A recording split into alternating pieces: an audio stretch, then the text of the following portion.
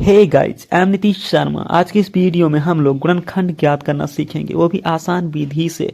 हमारी वीडियो देखने के बाद आपकी सारी समस्याएं खत्म हो जाएगी, क्योंकि मैं इस वीडियो में हलवा बनाने वाला हूँ। किसको? गुणनखंड को। ठीक है, तो पुष्पा वाला डायलॉग पहले मैं सुना देता हूँ।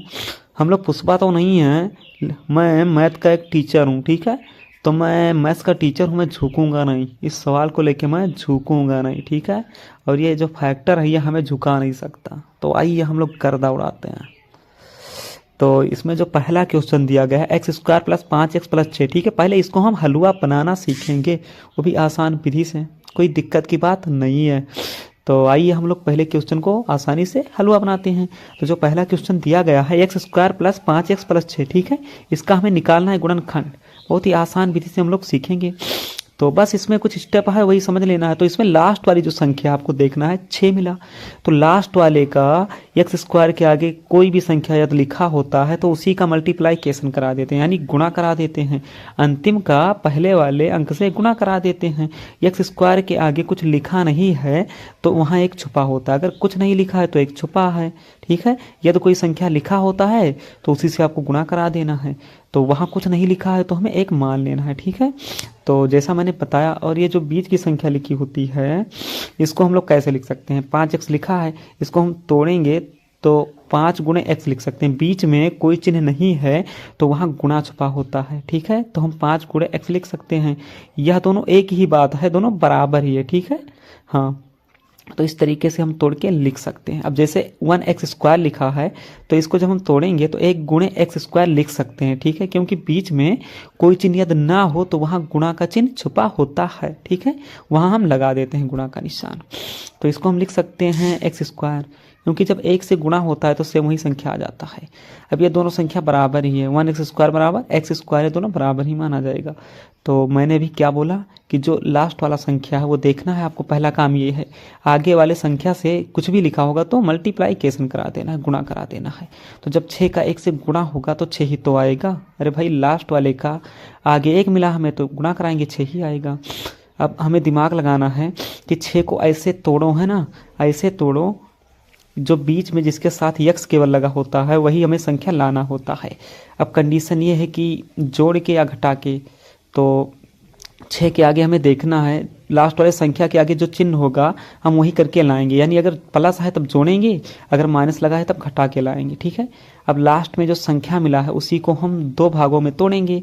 जो बीच में जिसके साथ यक्स लगा होता है वही हमें लाना होता है।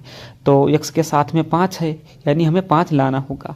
तो 6 को ऐसा 2 संख्या लाना है कि गुणा कराओ तो लास्ट वाला संख्या आए और वही जोड़ो तो 5 आए, क्योंकि 6 के आगे प्लस है तो हमें जोड़ के लाना होगा। तो ऐसी जो संख्या है 2 गुणे 3 हो जाएगा, क्योंकि 2 का 3 से गुणा होगा तो 6 आएगा। वही संख्या यदि हम जोड़ेंगे 2 और 3 को तो 5 हो जाएगा, यानी हमारा काम बन गया। तो ऐसे ही दोस्तों आपको दिमाग लगाना होगा। ठीक है, कोई बड़ी बात नहीं है, बहुत ही छोटी बात है। गुणनखंड हम आसानी से निकालना सीख जाएंगे। ओके, तो 5 के आगे कोई चिन्ह नहीं है तो वहाँ प्लस छुपा होता है। जैसे 2 के आगे कोई चिन्ह नहीं था तो वहाँ प्लस लगा सकते हैं, कोई दिक्कत की बात नहीं है। अब जो दूसरा वाला है वही वाला हम मान अप्लाई करेंगे। तो जो संख्या आगे लिखा उसको वैसे ही लिख लेते हैं, पीछे वाला भी जो सबसे लास्ट वाला वैसे ही लिख लेंगे। ठीक है, कोई छेड़खानी हम नहीं करेंगे। अब बीच के जगह पर हम क्या लिखेंगे? अरे भाई, उसको भी तोड़े हैं ना, तो 2 और 3 को मिला के 5 होगा, तो वही हमें उठा के 5 की जगह पर लिख देना है। बस केवल 5 के पास यक्स है तो हमें 2 और 3 के साथ यक्स लगा देना होगा। तो लिखेंगे 2x प्लस 3x, पीछे जो है प्लस 6 हो जाएगा। अब इसमें हमें 2 का पेयर बनाना होता है, माने हमें जोड़ा बनाना होगा।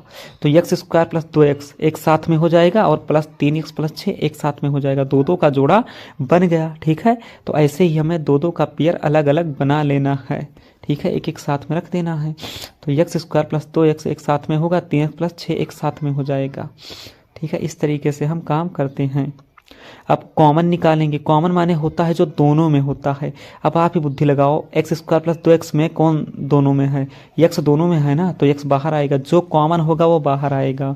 अब हम x निकाल लिए तो एक्स स्क्वायर में 2x है, 1 बचेगा अंदर। ठीक, 2 के साथ में x था, बाहर निकला तो केवल 2 ही बचेगा। अब पहले में जितना आया है दूसरे में भी वही ब्रैकेट आना चाहिए। ठीक है, x प्लस 2 आया है पहले में तो दूसरे वाले में भी x प्लस 2 ही आना चाहिए। ठीक है, अब हम क्या कॉमन निकालेंगे, सबसे पहले पहला वाला ब्रैकेट हम लिख देंगे x+2। अब हम कितने से गुणा कराएं कि 3x+6 ही आना चाहिए, x+2 में कितने से गुणा कराएं कि 3x+6 ही आना चाहिए। तो इसमें 3 निकाल लो बाहर, ठीक है, 3 निकाल लो। जब 3 का x से गुणा होगा तो 3x होगा, फिर 3 का 2 से गुणा होगा 6 होगा। तो वही सेम संख्या आ रहा है कि नहीं आ रहा है। तो ऐसे ही आपको दिमाग लगाना होगा, कोई बड़ी बात नहीं है। अब देखो जो ब्रैकेट सेम होगा उसे एक ही बार लिखते हैं, x+2 दोनों में है तो इसे एक बार लिखेंगे। जो बाहर निकला उसे हम एक साथ में कर देंगे, x+2 x+3, यही आपका आंसर हो जाएगा। तो अब आप ही बताइए कोई दिक्कत हुआ? हमें तो नहीं लगता आपको कोई दिक्कत हुआ होगा, क्योंकि मैंने आसान शब्दों में आपको समझा दिया है।